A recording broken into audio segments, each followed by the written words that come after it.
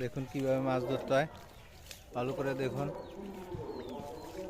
আপনারা যারা যারা মাছ ধরতে চান, আসলে ধরার সিস্টেম আছে, এই সিস্টেমে ধরতে হয়।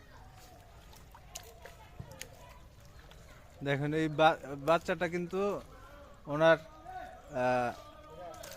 নাতি, নানা নাতি দুইজনে মিলে মাছ ধরতেছে।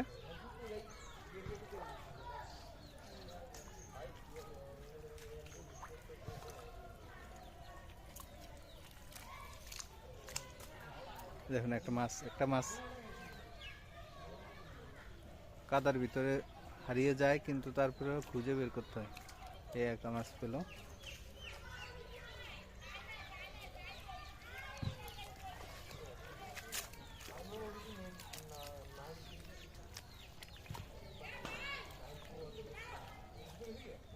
এই যে এই সাইডে একটা মাছ।